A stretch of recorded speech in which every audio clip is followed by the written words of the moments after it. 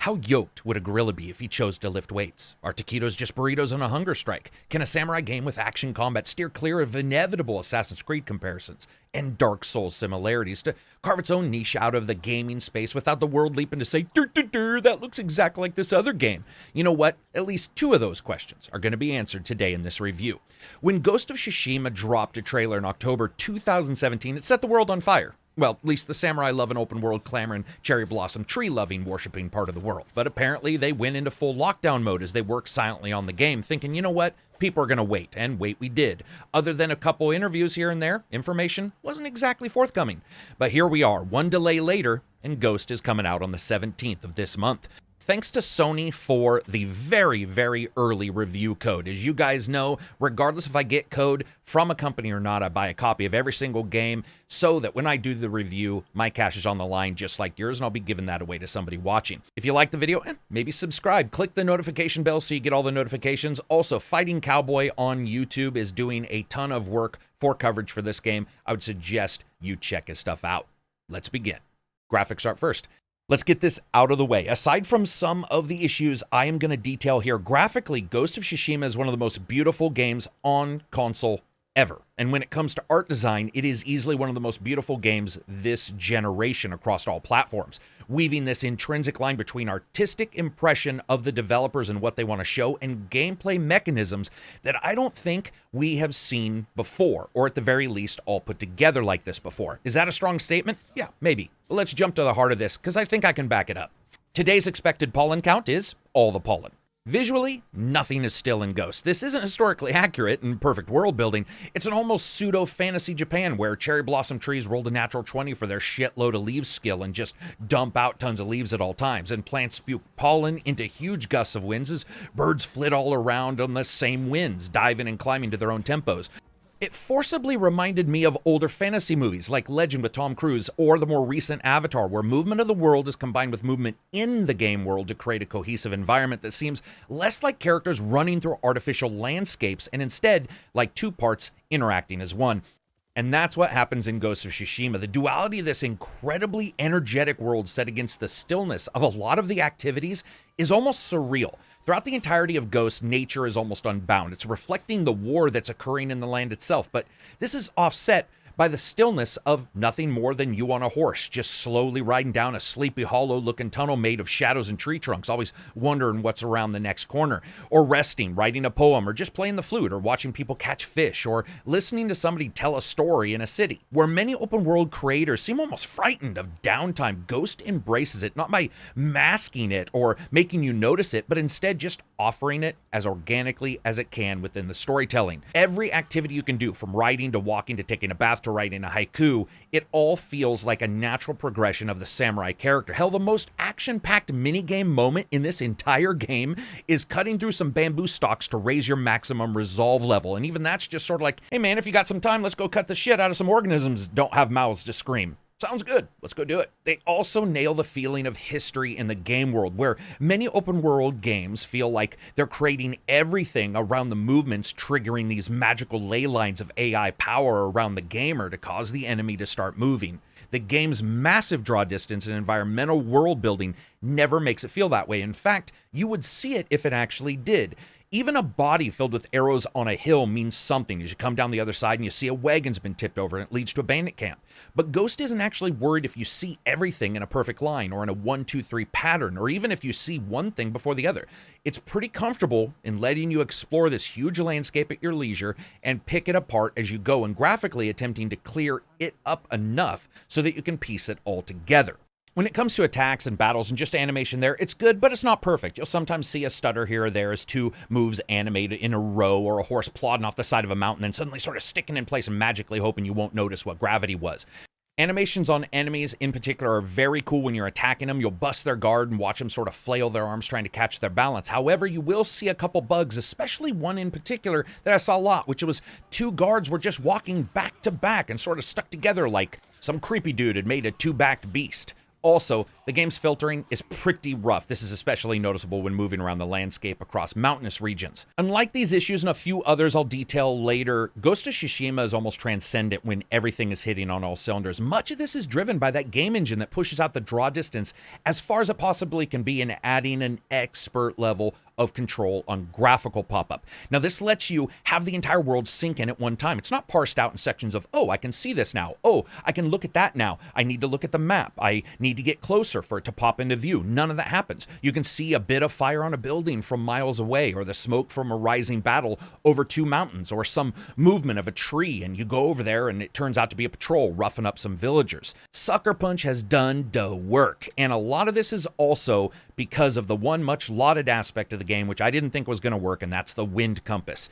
What that does is the wind blows to show you the indication of where you need to move instead of putting a visible waypoint up. There's even a subtle reminder, this is great detail by the way, when you go into and out of the menu, the wind kicks up for just a second, blowing in the direction very strongly. Those two things are supremely impactful, being able to see everything in the world, almost no pop-up, and then following the actual visual cues of the world instead of map points. Now, when it comes to fleshing out the feeling of being a samurai, you can outfit yourself with a number of customizables you get as you finish quests or find items in the game world. Quests detail exactly what the rewards are prior. Most of the armors have more than one skin available as well, with you able to get flowers and crush them up for dyes and change the color of them. When it comes to performance, the game has a frame rate mode and a resolution mode. Now, resolution mode does remove a good amount of the aliasing from the picture, makes it a cleaner presentation, especially because Ghost likes to blur the image a bit for an almost dreamy look. However, that does mean that there's an additional bit of blur on the foliage, which is sadly pretty noticeable because it hinders what is incredible foliage and density in an awesome looking world. So you have to decide on that tit for tat. Sucker Punch is one of the first devs to release a truly stunning PS4 exclusive, at least graphically, in Second Son, and now they wind down the console with the same, and they do it with a flair that is breathtaking, and I would argue easily worth that wait. And that brings us to sound, music, and voice.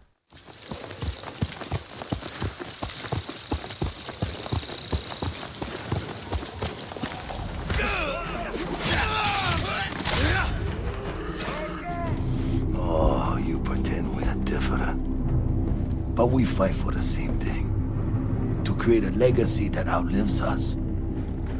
I won my legacy with duty and honor. Brought order to my home. And justice for my people. And we'll do sound first.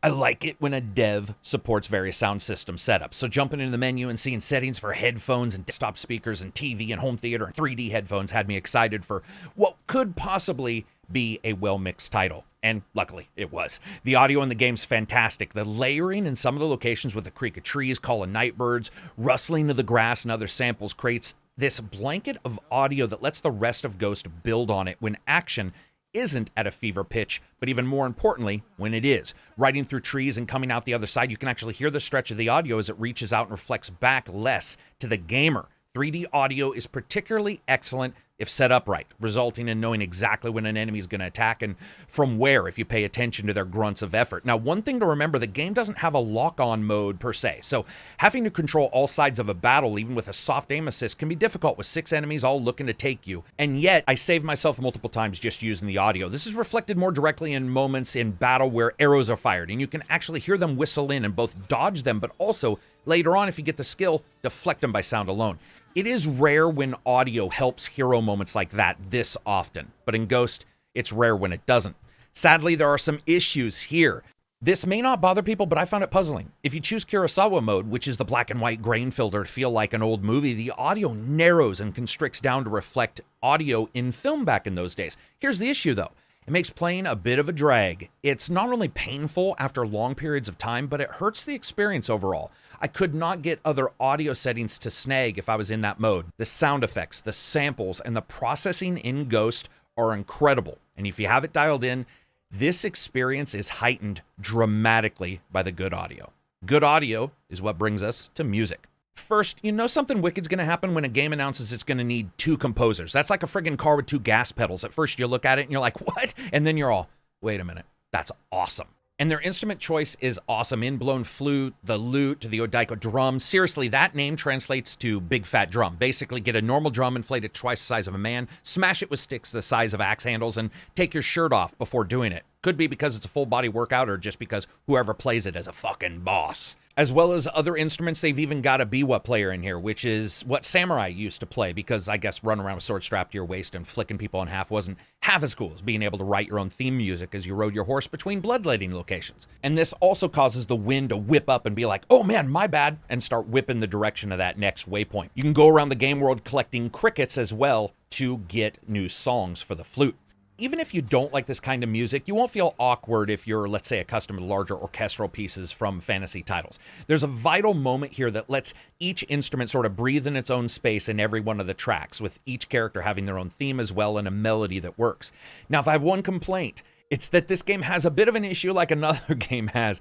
Heavy-handedness with the hooks, alerting you to enemies nearby with a quick up-tempo beat. It doesn't happen all the time, but a couple times an enemy ambush, or at the very least a suspenseful moment, was lessened by the music basically pointing into the grass and saying, over here, dude, over here, over here. Except it's more like boom, boom, boom, boom, boom, boom, boom, boom, cling. Regardless of all that, easily my favorite soundtrack of the year. And that brings us to voice. Let's get a couple things out of the way. The lip syncing, it ain't great. If there's one thing I notice is that at times, no matter what language you chose, they all seem a little bit like they're talking after going to whatever doctor makes the Kardashians look like they tried to eat super glue covered Oscar Mayer hot dogs before getting into Instagram. Performance-wise, though, these are not bad at all. Firstly, you can instantly recognize the Mongol Lord Patrick Gallagher for two reasons. One, he's almost perfectly one-for-one with motion capture. And two, that dude chews up some scenery as a bad guy. Love him. He's excellent, he's emotive, and makes you hate him for all these subtle different reasons, but you also continually wonder, is this dude onto something? You also have Daisuke Tsuji as the evolving samurai of the main story. Now, he is noticeably subdued, I felt, most likely to offer you an easier way into the skin of someone watching their entire land being torn apart by invaders and facing that choice of slow cultural and military invasion or his own moral annihilation. It comes across as a character going through their own turmoils without speaking about them, while others, namely his own teachers and uncle, are a bit more emotional. I could see some people liking this and some people not liking this. I was fine with it, and one particular scene resonated with me later on in the game that made that choice make sense. Side characters are all done well with an excellent voiceover for one of your own teachers, as well as all of the different villagers. The processing on the voices, especially environmental, coming off other titles where characters moving throughout the environment sound weighted and lodged into their locations via really good reverb and refraction and decay over distance and just tonal variance. Ghost is very wanting. There'll be times where you'd be running through a canyon or through an open plateau and it sounds like they're in a recording studio, especially for a couple of these side quests. Still, I really did like the voices. And that brings us to gameplay and a bit about the story. You play in 1274 as Jin, a samurai watching the island of Tsushima getting invaded by a Mongol horde led by a strangely charismatic Kudakan.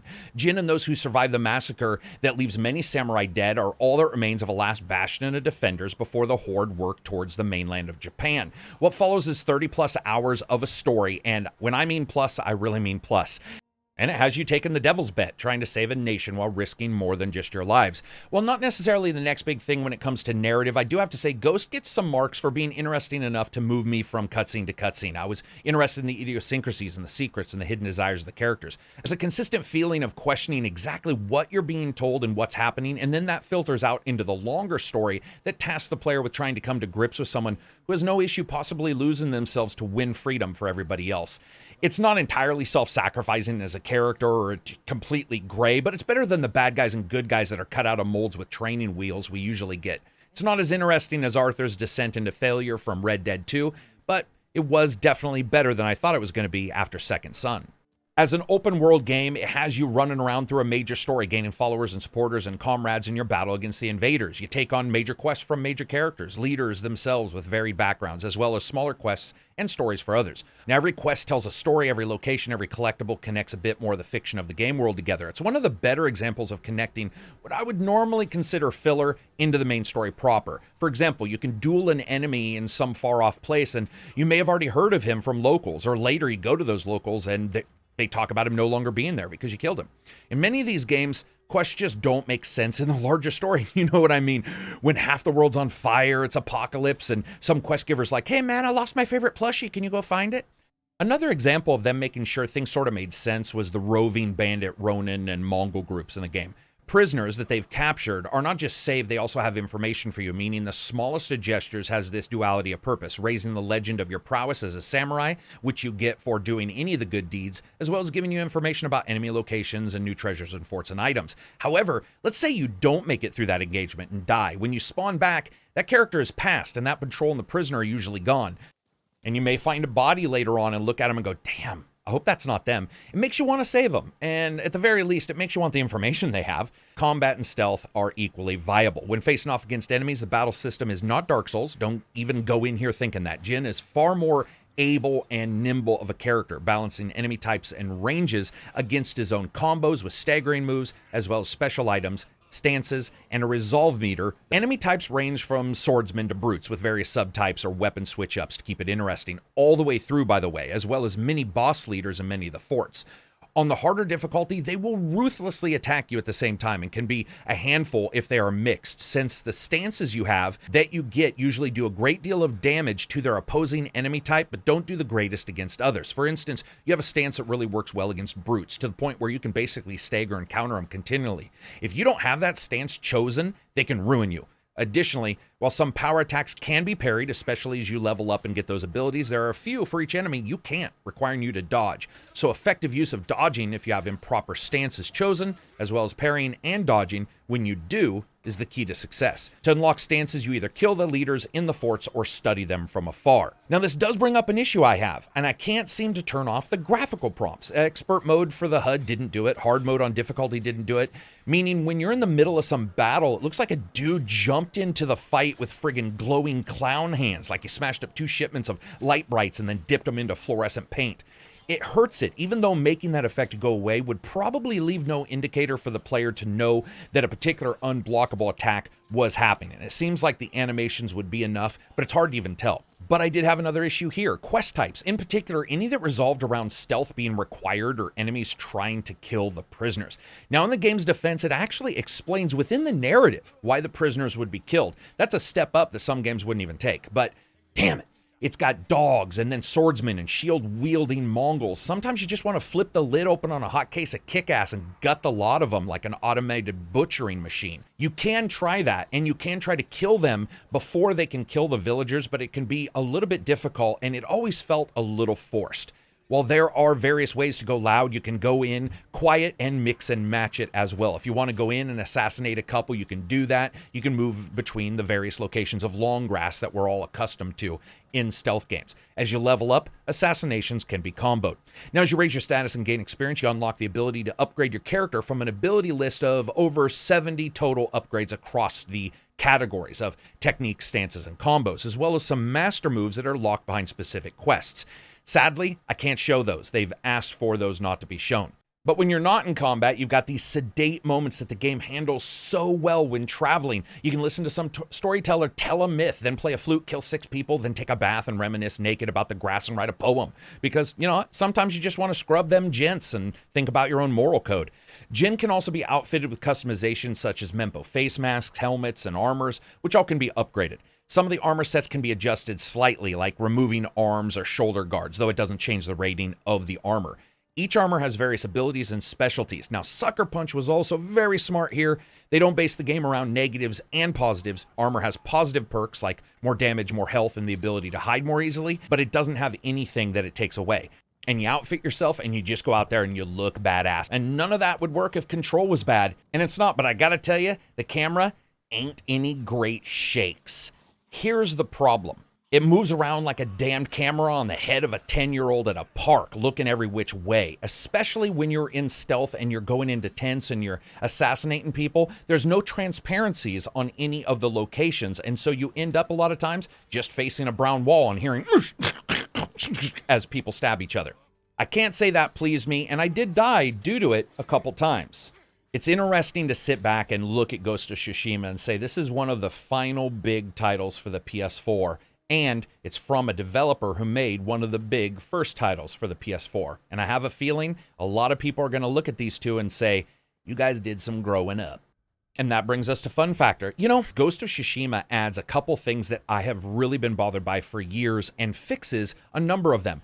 Once you pick a mission, you don't have to go back into your menus, and I adore that. It feels good, it works for me. And it's one thing that allows me to more solidify myself in the game world and look around and feel like I'm locked in.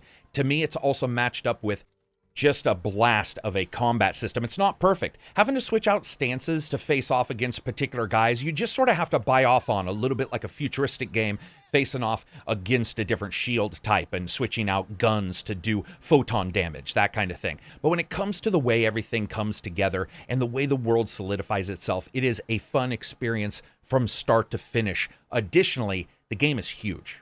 So as you guys know, it doesn't matter. It's definitely worth buying. I would say that this is one of the most enjoyable games I've played this year. It means a lot of the things that I've always wanted in a HUD and a system that I didn't even know I wanted. It pushes out that LOD and that draw distance to insane levels, which really does make the world feel completely different. Graphically, it's got some issues. It's not exactly perfect. But there's this hypnotic quality right now in open world games, and I don't even hate any of them. It's just that they all feel pretty samey. This one certainly does have a structure that is somewhat the same, but a lot of things it tries to do, it allows you to at least experience what they want you to experience, which is being that character, a little easier. Lots of fun with this game, and I will for sure be returning to it. So anyway, that's it for me. I hope you guys liked the video. If you did, give it a thumbs up. If you didn't, give it a thumbs down. Please make sure to spread this wherever you can, anywhere that good games are talked about. Facebook, all that kind of stuff. Follow me on Twitter, and of course, you can become a patron. I would love for you to join. YouTube is an absolute disaster right now. If you want to come to Patreon, you can always help out the channel, and I buy a copy of every single game I get, even if the dev gives me a code, which I think I'm pretty much the only one who does that. Peace out, and enjoy the rest of your week.